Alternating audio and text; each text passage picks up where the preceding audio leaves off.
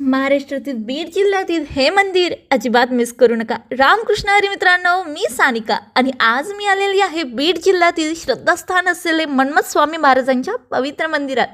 चारही बाजूंनी डोंगरांनी वेढलेलं हे मंदिर, समोर वाहणारा सुंदर धबधबा आणि आजूबाजूचा निसर्ग मनाला प्रचंड शांती देतो। मंदिरामध्ये गेल्यावर मन्मथ स्वामी महाराजांच्या संजीवन समाधीचे दर्शन होते।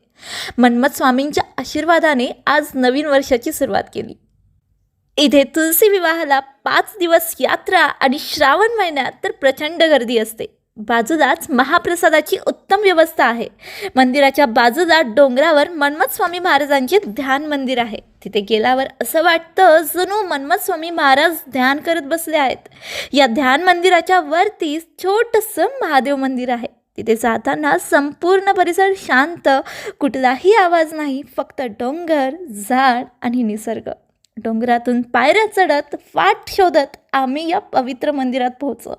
मंदिरात एक वेगळीच ऊर्जा जाणवते, ज्याने मन आत्मा दोन्ही तृप्त होते। मित्रांनो, कपिलधारला आल्यानंतर हे ध्यान मंदिर आणि महादेव मंदिर नक्की भेट द्या।